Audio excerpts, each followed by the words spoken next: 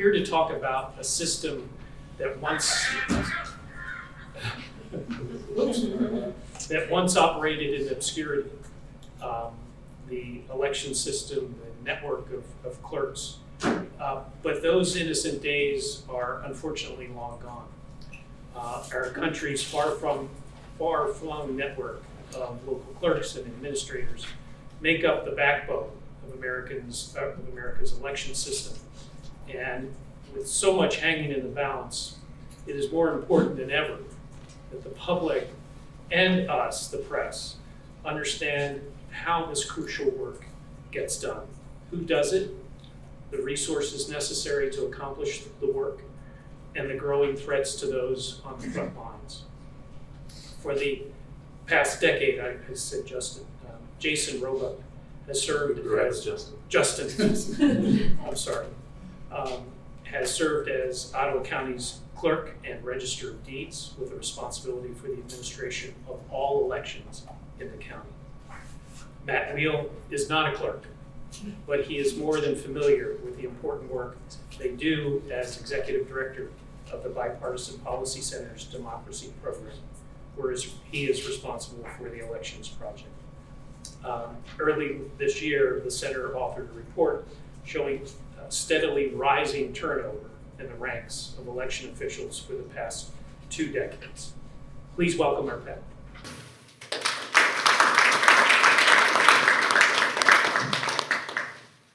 Thank you guys for having us, and thank you for being here. I think this is a really important event and a really important conversation to be having. And I have particularly appreciated over the past few years, in particular, our conversations with both local and national media in terms of how we can better convey the message that we need to get out to our communities. And it's really an important conversation to have. And so I'm thankful for you guys. I'm thankful to be here. It is a really busy season right now for us. My colleague, Clerk Winfrey, I'm sure we are in the midst of early voting right now in Michigan, which kicked off on Saturday. And so there's a lot of activity going on right now in our offices. And again, just a good opportunity to take a breather for me, but I'm sure she is also very busy. So I think, and I'm honored also to have the hairy microphone. Matt, unfortunately, just got the simple one, but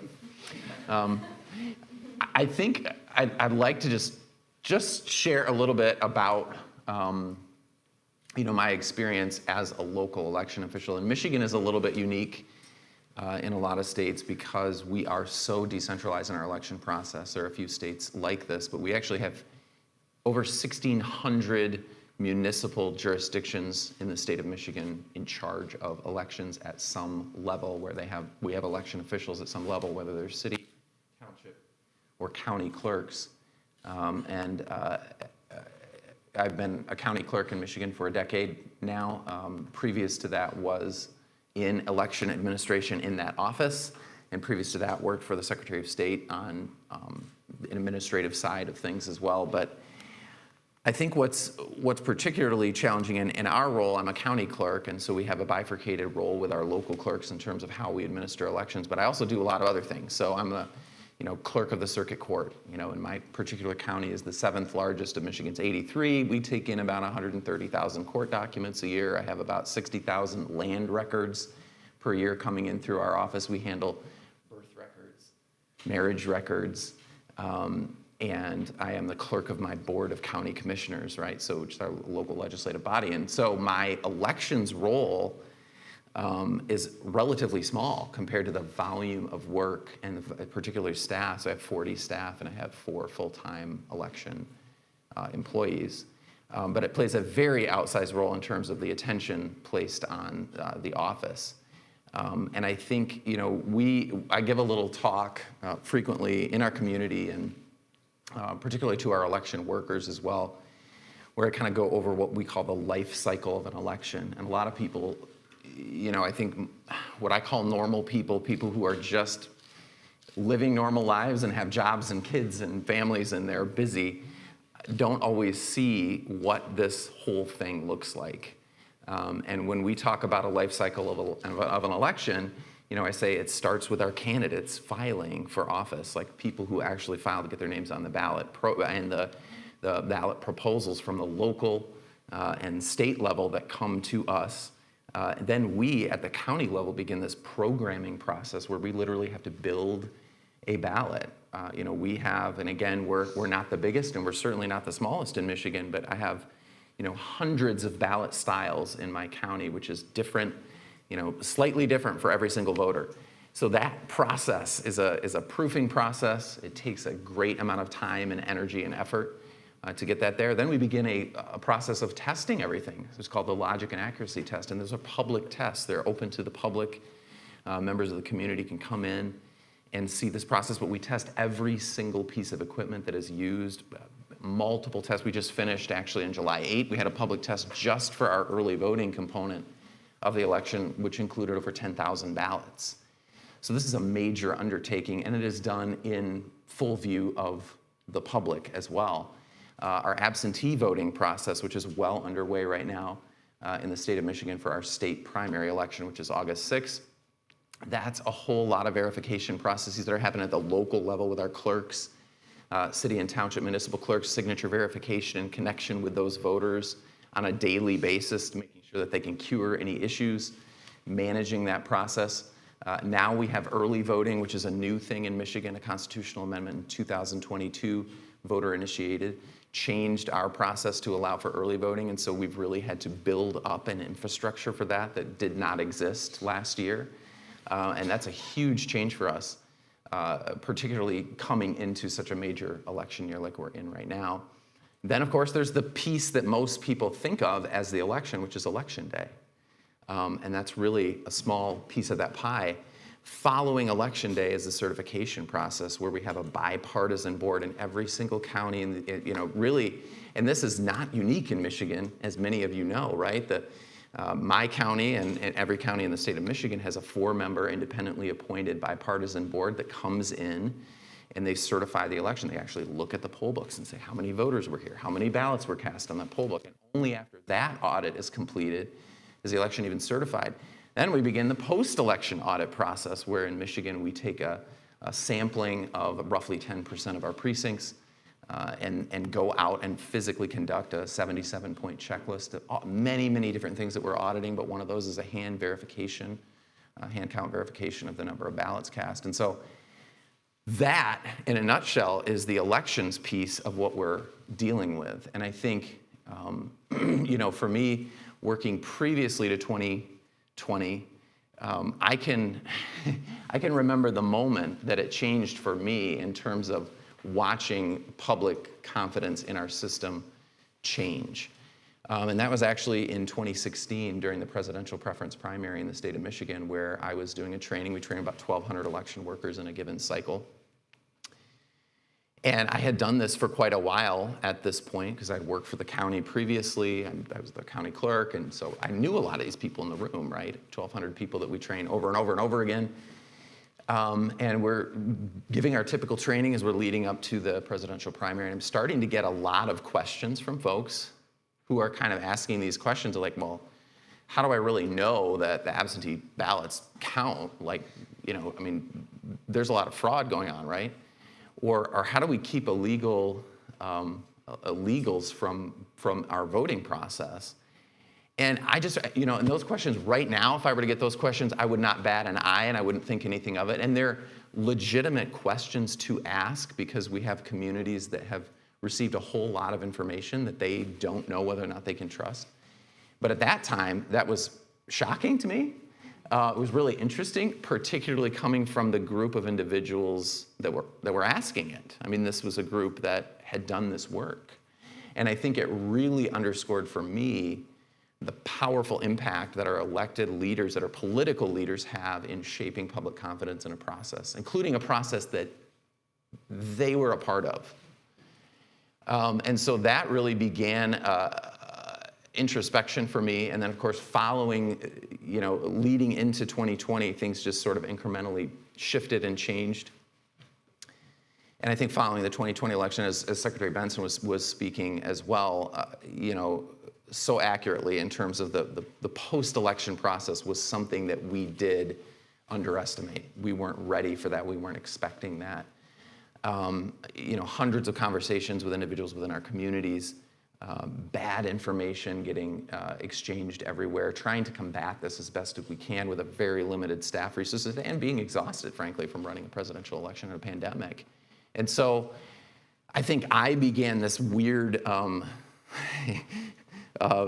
existential crisis, maybe you could say, of trying to figure out my life and why does no one believe what we do? And I thought this was important work, and I don't get paid enough, and what am I doing here? And my wife, who knows me pretty well, is like, you just need to just go in your man cave and do some reading of history or whatever. And I did. I think coming out of that and going into 2021, I emerged from that really believing, and we made the decision. I'm on the ballot this year. I'm an elected official as well. We made the decision to run again because I really believe that our work is not done when it comes to building public trust. We can't give up on this work, right? Just because trust has taken a hit, we cannot give up on this work. If we don't trust the method by which we choose our government, then we are in trouble. And it is fundamentally, our currency is trust in this work. And so I began starting to ask myself, how is it that I can become someone people can trust? What does that look like? I believe people trust information that comes from places and sources that they trust. Think about that. That's our human nature. We will automatically, I think we have an honesty bias, right, to believe what we are told by individuals or sources that we tend to trust. And so in thinking through how I respond to that as a local election official to my community, and my community is a 67% Republican community, by the way, so we are very, we voted for President Donald Trump 67% in 2020, and yet, I was run out of town on the rails, right, in my local Republican Party meetings for saying that I believe that Joe Biden won the state of Michigan, won the election. So I think we are at an inflection point right now where I believe my role in particular is to listen. It's to be honest, but it's also to be introspective enough to say, we can do better as well. Election officials are not perfect. This is not a perfect system. We should not be discrediting everything that comes at us just by virtue of the fact that someone is criticizing elections. I think one of the things that I am passionate about right now is working to professionalize election administration, which means funding. Secretary Benson touched on that a little bit as well. From the federal end, we really are desperately in need of real funding. We're critical infrastructure. We'd like to be treated as such by the federal government. That would be really helpful to us. But also in terms of professionalizing our administration. This is a field where a lot of individuals have worked for a very long time, as Kevin was saying, in anonymity. This is not, we're heads down, nerdy kind of people. We're data driven. We're people who focus on numbers and doing a very administrative task. And at the end of the day, we also now have to be public relations people. We have to understand how to communicate a message and how to get a message out to people in a way that they understand it. We should not assume that the average person who's paying my paycheck has the time to really understand the ABC verbiage of my field and dig into the realities of how elections work. And so I think that's part of my job, is to explain that to them in a way that makes sense. And we also need a strong code of ethics. I think one of the ways that we are really, really lacking in professionalism in election administration right now is that we do not have any enforceable code of ethics really anywhere in the country. We've got a couple of organizations who've done some great work on this just recently, and I've been really privileged to be a part of some of those discussions. But at the end of the day, we do not have an enforceable code of ethics for election administration. When you think about our judges and the rules that they have to follow, officers of the court have very specific ethics guidelines. Some of it's state dependent. Bar associations are very strong in terms of how they enforce those codes of ethics. We don't have that. The vast majority of election officials in the country are partisan elected officials. I'm a partisan elected official. There's a great question on the endorsement with Secretary Benson, and I respect the way that she has navigated that. And for me personally, I have taken the stance that I will never endorse anybody, any candidate on my ballot, any proposal. That's hard to do because the reality is I'm an elected at a partisan level. So there's this weird expectation of me that I have to be, towing some sort of a party line, right? How do you navigate that as an election official who is elected on a partisan level and yet can't, shouldn't tip your hand? And so that's one of the real issues that I think is facing election administration right now. But critically, I think funding, professionalization, and then we touched obviously a little bit on just some of the bare bones reality of physical threats right now. I think this is new for us in election administration, and I think this is something that we need, again, support from state and local law enforcement on. But those three challenges are definitely very real, and yeah, that's kind of where we're at. It's kind of my spiel. It's a good one.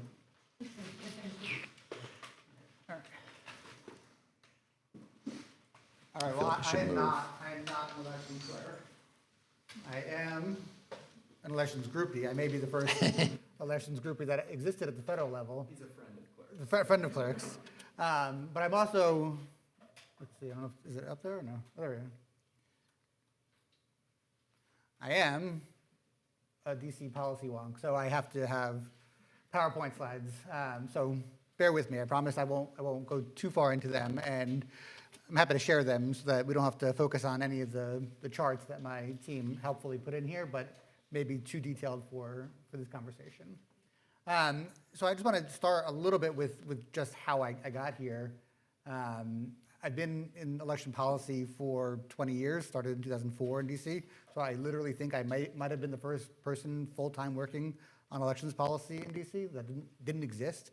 We were only 4 years post Florida, not even 2 years post the passage of the Help America Vote Act. EAC had just started, so this was a very new thing, and I think Justin's right. I mean, this was relative obscurity. Yeah, I think my parents were always very proud of me and what I was doing in DC. I was very impressive to them, but when they tried to explain to their friends what I was doing, they had no idea how to explain it. Like, you're working on voting policy? What is that exactly? It was a lot easier back then to get voting policy through, right? I mean, we were able to convene Democrats, Republicans from different states, different counties, different local jurisdictions to actually discuss difficult policy questions. And I'd say for the first 10 years of my time doing elections and voting policy, it was a very bipartisan effort, which is unusual for people to understand today. People say, well, you work at the Bipartisan Policy Center, and I probably shouldn't say what that is. I'll go back to that in a second. You work at the Bipartisan Policy Center and you work on elections. How is that even possible? And the answer is, well, I've seen it. I mean, certainly you go back 20 years, for the most part, we had almost everybody voting on election day in neighborhood precincts. We didn't have vote centers in very many places. We didn't have early voting. We didn't have many states doing no excuse absentee voting or all absentee voting, as it were. Those things actually developed in places you wouldn't expect, right? I mean, Texas pioneered early voting. It's viewed as a Democratic idea now, but certainly was led by Republicans. Arizona is the one that led no excuse absentee voting. That was very popular, and it has been since 1992. So I think it's always been a bipartisan kind of progression up until about 2014. That's when I think I maybe started seeing some of the worrisome challenges coming, maybe before others in their more local views could see them. So the Bipartisan Policy Center, what do we do? I think several of you might know BPC. I think I've been a source for several people in the room, or definitely for your outlets. We are a DC-based think tank that believes durable bipartisan policy is the only way to get achievable reforms for Americans. We work across multiple areas. I lead the democracy program that encompasses our elections and voting work. I'm here today because, well, I wasn't the first choice. The first choice was Rachel Ori. Rachel is the director. Well, sure. Rachel's great, and I hired Rachel, so I'm gonna, take a little bit of credit for Rachel. But Rachel leads our elections work at this point, and put out a great report with their team And I'm going to talk about it in a second. One thing you have to know about the work that BPC does on elections and voting policy. How do we make sure that the policies that we recommend and put out there into the world are bipartisan? Well, it really all stems from being the voice of election officials themselves. I can't just put out policy recommendations and policy research and call it bipartisan if I didn't have people like Justin, who's been on our elections task force, I think since the beginning maybe, 5 years now. It's been a long time. We run this task force of elections. It's now got about 30 members from about 24 different states. These are equally split between Democratic and Republican jurisdictions, equally split between local and state officials, and all of them are currently serving, so no one is a former. And the reason why, one, they give us kind of foresight into what might be coming down the line and what needs to be researched before it hits the front page of any of your papers or outlets. I guess I shouldn't assume papers anymore. And that's pretty important. And they are, how do I say it nicely that you're not going to tell your election officials, but they're very earnest with keeping us on track and making sure we are not going too far and recommending things that can't be implemented. Because I think what you'll find out there is a lot of groups out there who have silver bullet solutions to every single one of the problems in election administration, and most of those solutions are not possible to be implemented, either because the political will isn't there, the money isn't there, or the people who actually run elections are telling you that they can't do it for whatever reason. Election official turnover has become a kind of topic du jour for the press and for policymakers. A lot of it stems from 2020 and the threats against election officials. That's a very real problem for sure. But I think what I wanted to do and what Rachel wanted to do with this report is show some greater context. Because I'm here in front of a bunch of journalists, and I think sometimes the context is lacking, and that context not being there is actually important to how we have the policy debate. It wasn't just 4 years ago that this became a problem. And I can tell you that because I started working in elections 20 years ago, and it was the first thing I did in my job 20 years ago, because at that point, people were very concerned that 4 years after 2000, we were now replacing all of our voting systems, our punch cards, our lever voting machines with electronic systems. Things were getting a lot more technical. People back then were already talking about the avalanche of people who are going to be retiring.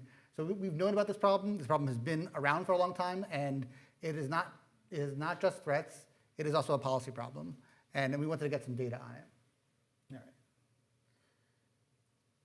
Here's the important stuff for the background of the report, and this report is online. We released it a couple months ago, so I'm not going to go through all the specifics there. But I did want to talk about the key findings, because I think it's important for a group like this to understand that election official turnover has been a problem for a long time. It has been exacerbated recently, but it's a problem that's been ignored at our own peril here. And I also want to make sure that the countervailing story gets out there that, yes, we are seeing in some states a significant percentage of the election officials might be running their first presidential election this year for the first time. On average, across the country, we do have people in these jobs that know what they're doing.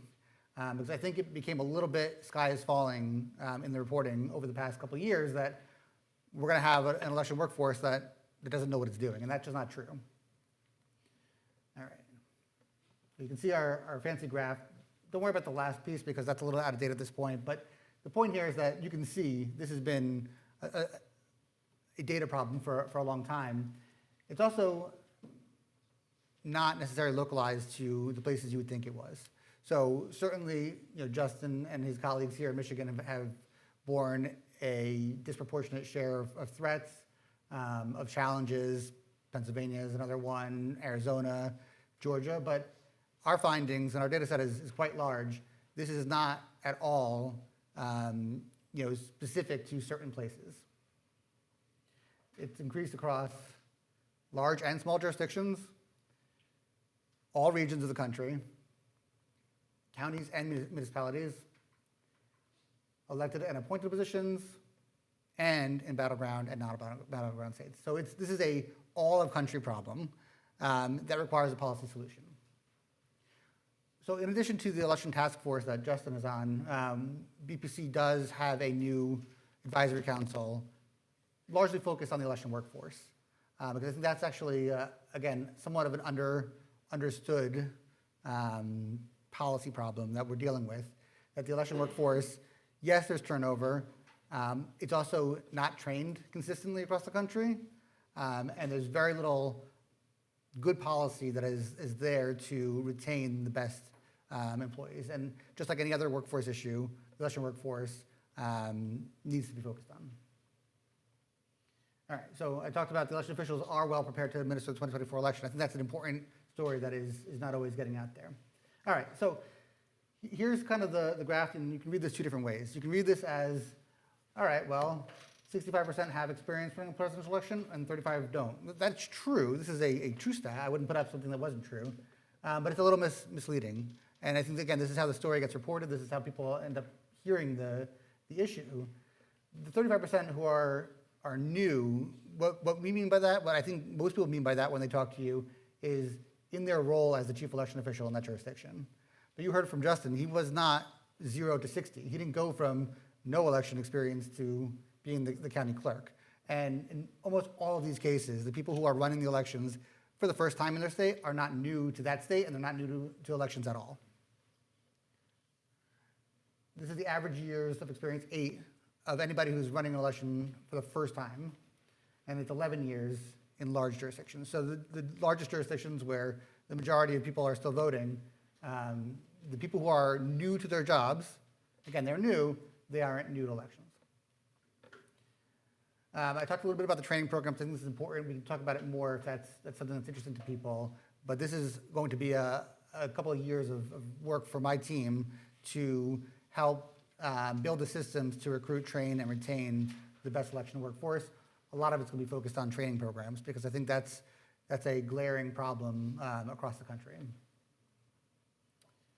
All right, I don't want to go through the entire report because I'm sure it's better to have your questions. But again, the report is on our website. I'm happy to send it to you if you can't find it on our website.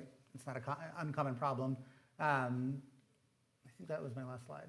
Oh no, here's the figures that I'll run through these quickly. Just so you see that my team really does data wonk really well. We have it by large and small jurisdictions, region, municipal versus county, elected versus appointed, and in battleground states. And that, I'm 99% sure is the last slide, but I'm not going to press the button again, so we won't even find out. Yeah. Stanley Dunlap with the Georgia Recorder. I guess maybe a question for both of you. In Georgia, we're dealing with mass voter challenges. I think in Michigan, maybe there's some limits, but you can kind of maybe explain to me how that works in your state. But essentially, anyone who's a resident can initiate as many challenge of voters' eligibility as they want. And we're seeing cases of tens of thousands of voters getting challenged at one time by one person. And a lot of resources have to be dedicated for staff they have to investigate every single one before making a claim if there's probable cause to move forward with that. But we've seen cases where, one of the largest counties in Georgia with over 1 million residents is having to have staff, multiple members dedicated for 2 or 3 weeks for just one challenge. It's, it was 20,000, 30,000 voters. How does that work, I guess, in Michigan? And what are you hearing, I guess, from administrative officials that are part of the bipartisan task force or the bipartisan group? And the other thing that was mentioned at one of the election board meetings was they were talking about the resources and how much time and effort it takes to do this. And one of the people who are behind these challenges and supportive of it said, well, why don't you just deputize all of us that are kind of behind these challenges, and so we can investigate them or be involved in that. I guess that's a second follow-up question of what would that look like? Yeah. Michigan's slightly different than Georgia in terms of the rules are a little bit more restrictive to the challenger in the state of Michigan. And again, because we have so many municipal jurisdictions, our city and township clerks across the state are actually considered the registration official. And so it's a little bit easier on our staff at the county level. We have also received challenges this cycle, both prior to our presidential preference primary and prior to the August primary. But Michigan requires that the challenger actually live within the municipal jurisdiction of the voter that they are attempting to challenge, and they have to file an affidavit in order to do that, stating the reason and whatever evidence they have in that affidavit. And so that has limited some of these challenges. We've still received them, and then we basically respond with the statute saying, like, this is how this works. But we've definitely worked with local groups within our community as well who are very interested. They're knocking on doors. They are petitioning voters. They have access to essentially outdated voter data that's been FOIA'd from previous data sets at the state level and then kind of input into these systems. And I know some of these are are national organizations that are sort of providing this data. And the challenge that we have is, it's unfortunately misinformation because so much of the data is not even accurate at the time that these, activist individuals are receiving it. And so they do think there's a problem, and then again, it's the time-consuming nature of this process when an election official is literally running an election, and there's very limited time actually going through all of these and being able to prove individually. For example, some of the challenges that we received that were rejected based on our statute, but just based on our initial review, included military voters who resided in our community and who very clearly had a mailing address that was a military base. And so those are the kinds of things we're seeing in voter challenges.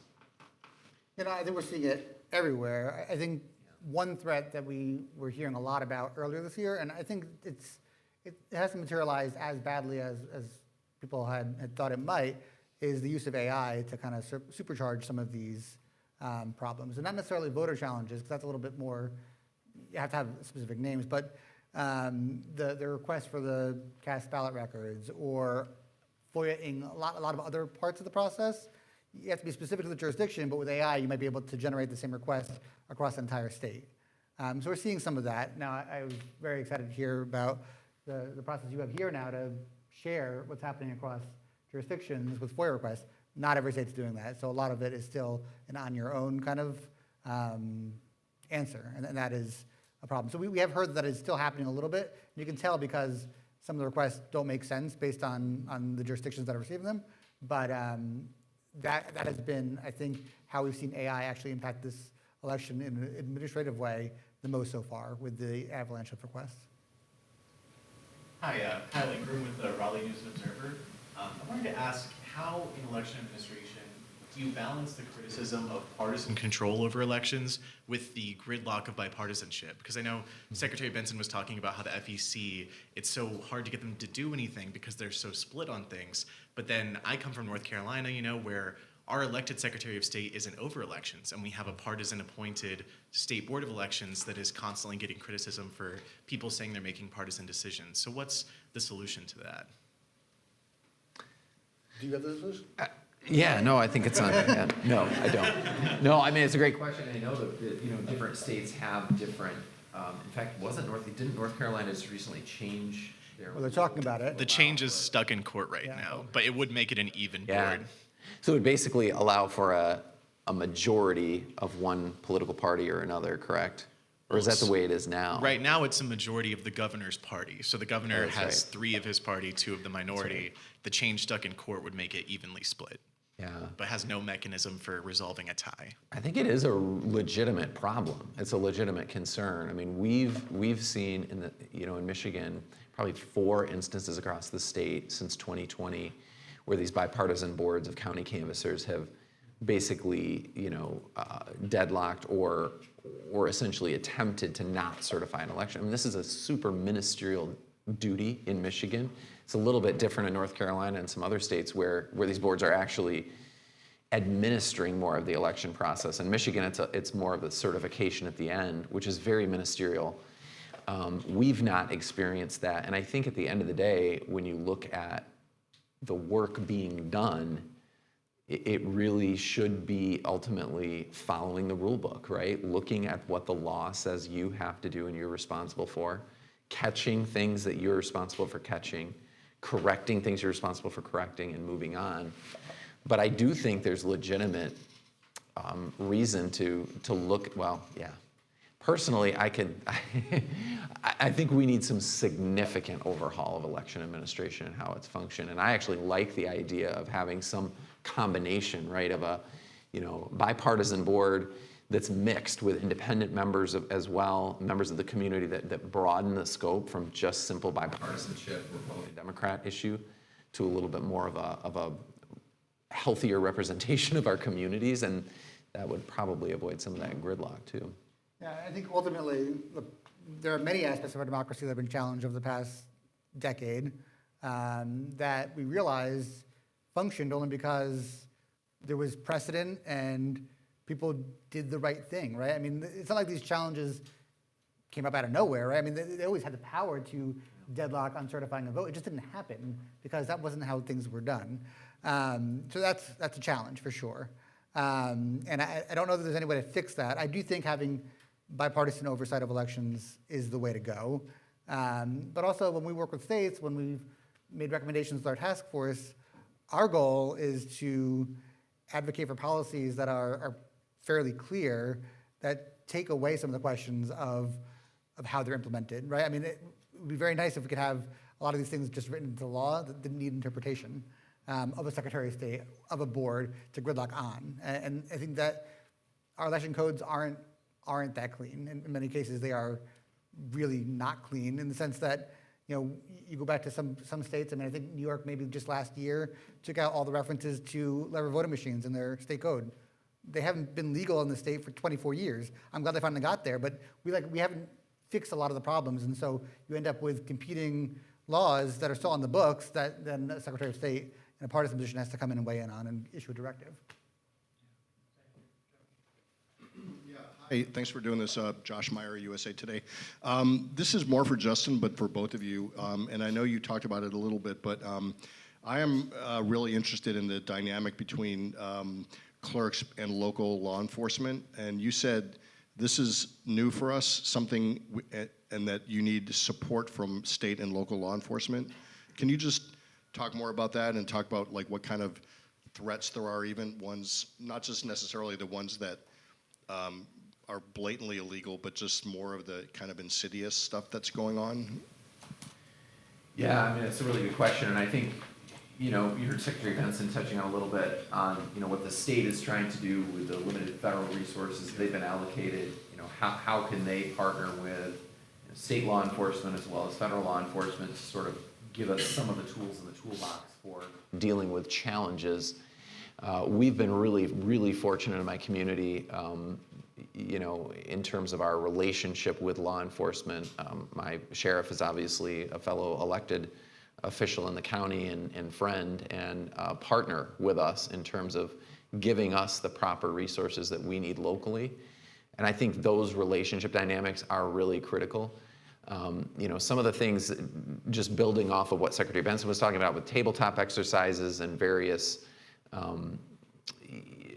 audits of our resources, how secure is our actual facility? I mean, we're dealing with challenges like that. For example, I'm in the courts as well. I have 19 staff in the county courthouse, and there you have to go through magnetometers to get in the building, and there's a single point of entry and all these security requirements, secure corridors. Staff has private bathrooms or non-public bathrooms, I should say.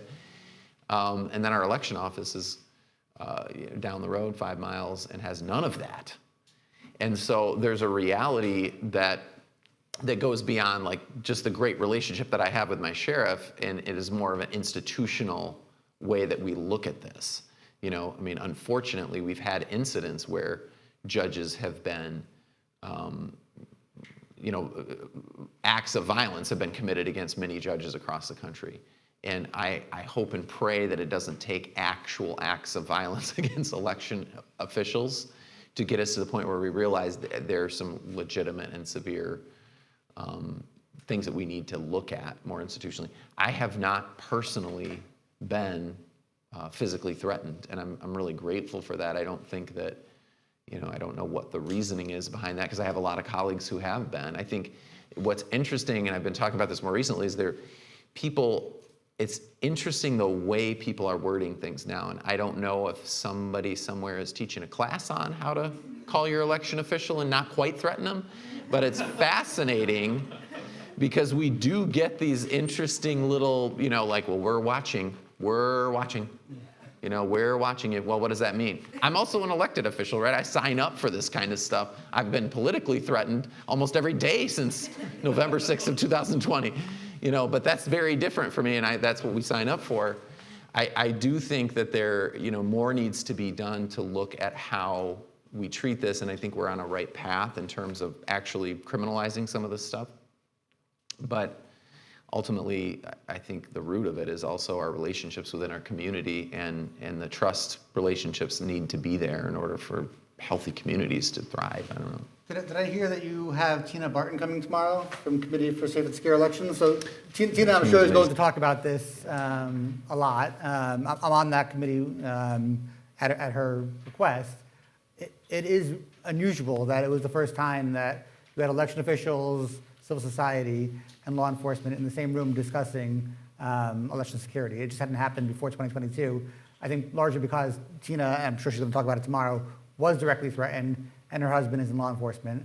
And just the two of them together started realizing, wait a second, we are not speaking the same language, and we need to. And they've been very successful. And I'm not going to front run anything else that she's going to say tomorrow.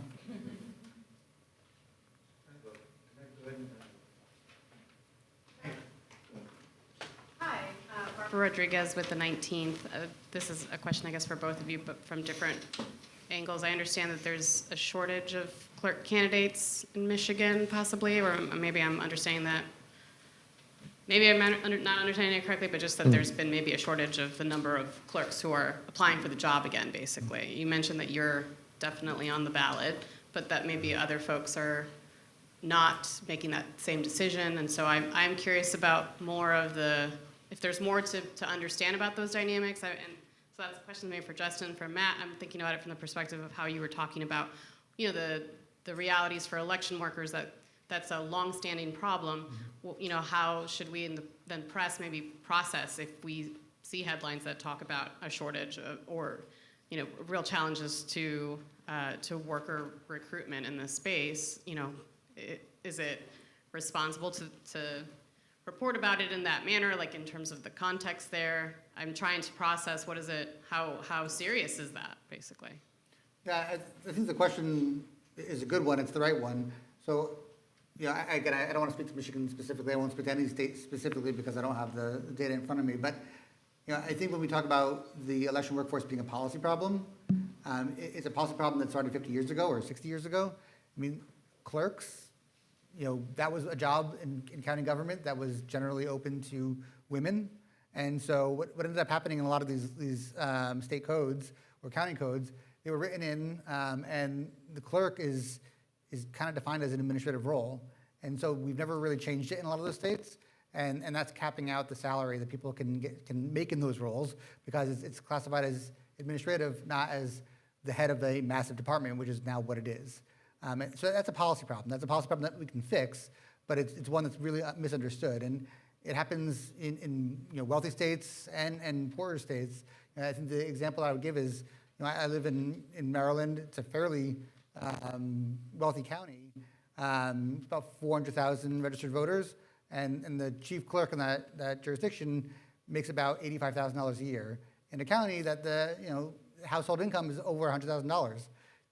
You're not going to find somebody who's going to be at that level of experience to run a county of significant size in a wealthy jurisdiction making that kind of money. And so that is a policy problem that can be fixed, and I think that's why we're going state by state to fix it. Yeah, anecdotal. A tight-knit community in a lot of ways. It's about 1,600, election officials, and I'm not aware of any, widespread openings in terms of, all of our townships under Michigan statute are elected positions. So the clerk of the township is elected. Most of our cities, we have about 300 cities, a little less than 300 cities, are not elected. And then obviously we have 83 counties that are elected. So I think, as Matt has been saying, this is sort of an institutional problem. What I see a lot anecdotally, and even in my own county where I have 23 jurisdiction clerks, it's these folks who are like, you know what, I could retire now. I'm okay. Whereas I think in a different environment or different climate would have worked longer. Those kinds of situations where we're seeing, and frankly, it is an aging workforce, at least in terms of what I see. One of the positives, though, honestly, is that we have had this renewed interest in younger people taking an honest look at this and saying, this is a profession. This is something that matters. This is a public service job that really does have an impact. And so we're seeing more interest in some of that as well, that I think wasn't there a few years ago. But it's definitely a policy issue, I would agree. Yeah, I think that's important because we now have 2 universities that are actually issuing degrees for election administration. It's Auburn University and University of Minnesota. That needs to happen more. Again, people in elections, I think the joke is that, well, how do you find yourself in elections? You fall into it. Very few people, are going to college and thinking, I'm going to be an election official. It's not happening yet. But it's people's like second or third choice. Oh, I couldn't find the job I wanted. I'm in it. I love it. I'm staying for my entire career. I'd like more people to be going into these jobs proactively, as opposed to kind of a second thought. Hi, I'm Lionel Ramos. I cover state government for KOSU in Oklahoma City. I have a question about how elections officials deal with conflict or how they resolve disagreements or issues with the process of certifying elections and the like internally amongst each other. So in Oklahoma, we have an appointed election board that is kind of interesting. The 2 parties with the most amount of registered voters provide the governor with a short list of people that he can appoint. He appoints 3 of them and then 3 alternates. Well, early this year, I was like a month into the job, so it was a little bit tough for me to kind of grasp the nuances of what was going on. But there was a 10-hour meeting with the 3 members of the elections board behind closed doors. And when they emerged, 2 of them had been taken off the board and replaced by their alternates because they had made a complaint essentially during an election certification process about the way that their fellow board members were hand counting the votes. And so they went into this meeting for 10 hours, had a conversation about who knows what, and then they came out and then 2 new people were on the board. And those are the 3 people that are now on the board. And so that's at a state level, right? And obviously there are all the smaller jurisdictions that have elections officials as well, but I wonder if I could get some clarification on how those kinds of issues are resolved, amongst the officials themselves. I think this speaks to what Matt was saying earlier about really the goal should be driving those kinds of decisions as much as humanly possible to legislation where it's ultimately a policy that's written into the legislation that allows these bipartisan or these representative bodies, certain amount of flexibility, but within the confines of what the legislature, the voice of the people, want their elections to look like and how they want it to be run. I think, in Michigan, we have, 2 and 2, so the 2 major political parties each get 2 nominees, a similar process, but at the state level, it is appointed by the governor, and at the county level, it's appointed by the county boards. And they're all public meetings, and there are disagreements from time to time as far as what, the way certain things should be done. How should we determine this, whether this write-in vote counts? Did they really write Jimmy, or is that just a J and a squiggle? I mean, those kinds of things are like the mundane things that get debated sometimes.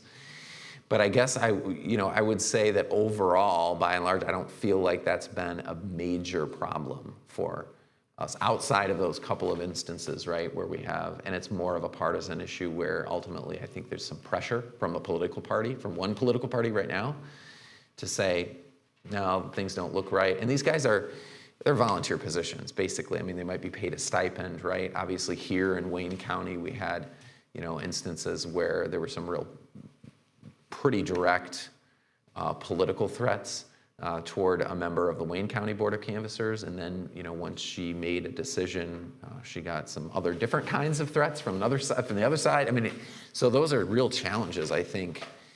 But I would say we haven't seen a whole lot of gridlock, bickering, that kind of a thing within these groups. Yeah, I would agree with that. I think my concern is still for this cycle, because we're still kind of in the fever throes right now.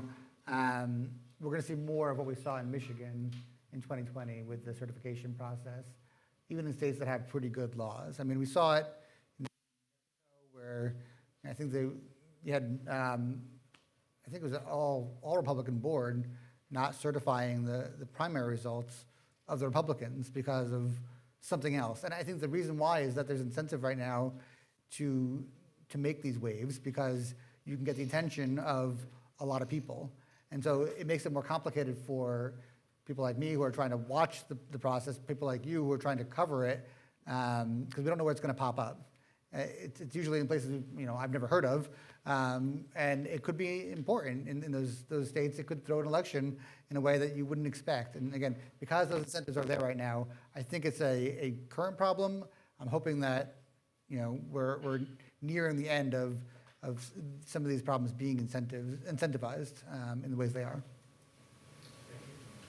Sean Morton, freelancer. Just curious, Mr. Roebuck, you said that you had been run out of town on a rail after telling your colleagues that Joe Biden did indeed win the 2020 election. But you're standing again. Were you subject to a primary challenge? I mean, is there the sort of full panoply of partisan machinery that goes along with these, with your position, with others in your position? And could you just reflect on your experience and deciding to run again? And in that context, are you ostracized? Yes, 100%. No, it's a really good question. I think, and the particular time, I've said this over and over again, so it's not like it's new, but the first time I said it was shortly after 2020, and it was speaking to I'm the Ottawa County clerk, and I was speaking to about 100 Ottawa County GOP women. It was the women's group of the GOP. And we talked about election security, all the things that we've been doing, and one of the questions was, who won the election? I think it was specifically who won the election in Michigan. And I said, well, Joe Biden by 158,000 some odd votes, And the gasp was like audible in the room. And I was like, wow, I didn't know that was, I did know it was controversial, but I didn't really, I think it hit home at that point. But yeah, the political party machinery is similar to all the other local elected offices. We have a primary right now where I am on the ballot on August 6th. I'm uncontested, and we did not expect that. I think that was something that was really surprising to me. In fact, my county is about 300,000 people. It's about $250,000 primary race, ultimately, to keep my job. But I don't make $250,000 a year, I can tell you that. But we said we're in this, and we're not going to lie, and I'm not going to nod my head and smile and nod either, because that's akin to lying. This is bigger than me, and I want to go to bed at night and sleep well, and I do sleep really well, particularly now that I don't have a primary. But either way, I would sleep well because we're telling the truth. But I think there's a way to tell the truth that's also not confrontational. I've learned that people I disagree with don't actually start agreeing with me when I just tell them they're wrong. So there has to be some level of engagement in this process, and part of that is like inviting people in. Hey, you should come to our audit. You should watch what we do. You should go to our training. And we have a 3-hour election worker training. You should work the polls. All of those things have been effective, I think, tools. And raising a significant amount of money last year to ward off a potential primary has been a part of that political process for me too. But in some ways, I think it's really important that we elect election administrators, because there's a level of responsibility to the public that is different, because I've been a non-elected election administrator working under an elected official. And I see things differently as somebody who has to go to the public and ask for my job. So that's important. I don't know that it should be partisan, because I think that's tough. Thank you very much. I'm Amanda Tamparo with Courthouse News, and I want to ask you about Tina Peters, the Colorado clerk who leaked voting machine information because she thought that illegal votes had been input into her voting machines. So I'm curious if there's institutional reasons why this kind of scenario has been very rare, and if you're worried about it being replicated coming out of 2024. Yeah, no, I am worried about it. I mean, we could talk about the security and the integrity of the process all day long, but at the end of the day, it's a human process. We have people like Justin who's got high integrity, and then we have other people who don't have that problem. And again, I was talking about incentives before for the county boards and being on a county board. You know, I think Tina Peters saw that she could raise her stature, raise her profile very quickly by, you know, hitching her star to Mike Lindell. And I think last I checked, I think she was charged with, 17 felonies? So like, it was a bad move. She made the wrong choice, but like the problem is at the end of the day, somebody has control over these systems, right?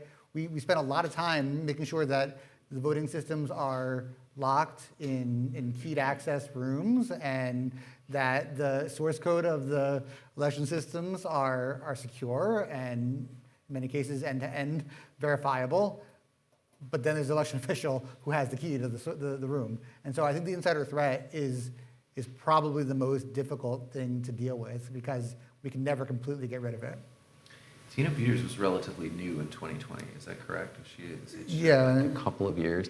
I think one of the institutional things that we do have going for us is that the longer you serve, the more you realize, man, it's kind of hard to, there's a lot of checks and balances in this process. Like we did not just come up with this overnight. This has been based off of, you know, and some of it needs to be changed and cleaned up and, you know, getting our voting, our lever machines out of the law and all that other stuff. But there's a good 150 years worth of tried and true methods of checks and balances in the system. And I do see that in my experience, some of my newer colleagues, newer to the process colleagues, have a lot more questions about it that after a few years are answered just by serving. But I would agree. I think, you know, the positive for me is, yes, the insider threat is real. Yes, a clerk like Tina Peters can do things, but at the end of the day, there's also checks and balances in all that process that would catch her as well. It's not like you can actually get away with that. Yeah, I think that's an important point that you just made. People over the past 4 years have now been running for these offices to clean up the office, right? The assumption being that the offices needed cleaning up. I think the best example of that is Stephen Richer in Maricopa County in Arizona. Right? He beat Adrian Fontes, who's now the Secretary of State in Maricopa, to clean up the office. But now you talk to Stephen Richer, who I get to talk to not infrequently, and I think he'd tell you it actually wasn't as bad as I thought it was. I understand it better now, and he and Adrian work together all the time. So I think that's why when I talk to people who don't trust the process, and I talk to a lot of them as well, I tell them to go volunteer to be a poll worker in your local jurisdiction. Actually see the process, put your hands in the process, because there are a lot of people who have a lot of thoughts about the process and I have no idea what they're doing. All right. Nope. I think we have time for one. I'll ask a really fast one. The National Republican Party has vowed to increase poll watchers this cycle. Do you have any concerns about that? Do you feel like you have enough time to train all your election workers, including temporary workers, about what poll watchers can and can't do? Well, I think you know that BPC has a report on that, so happy to send it to you. I think that there are a lot of concerns. Obviously, this is a state-by-state issue. So some states have very clear roles and responsibilities, and some don't. So I think the places, I think Wisconsin, don't quote me on that. I think it's Wisconsin, but I'm not positive. I think their poll watching requirement says that the poll watchers have to be close enough to hear what's happening at the check-in table. Well, what is close enough? This is the problem with laws when you write them that way. Well, close enough to somebody is different to somebody else. So I think this is an area that has been ripe for some policy change for a long time. But yeah, it is worrisome, but not necessarily more than any other year. I just think we're going to hear about it more. I think we've been working since, particularly since 2020 in that cycle to make sure that our election workers are trained to deal with challengers. We had a candidate for governor who was quite the character. He was a January 6th guy who basically was at a couple of events around the state during the gubernatorial primary in 22 in Michigan, just telling people, if you're walking into a precinct and you see something fishy going on, unplug the machine, unplug the voting machine. And so, dealing with things like that and trying to prepare our workers for, situations, I feel, confident that we can handle challenger situations. I think we're more prepared today than we were 4 years ago, that's for sure. Well, I hate to stop it there, but I also want to thank Justin and Matt for their indulgence on the time change, on navigating the Secretary's schedule. But mostly, thank you for the great information and your willingness to share it with the school. So many thanks. Thank you. Appreciate it. Thank you.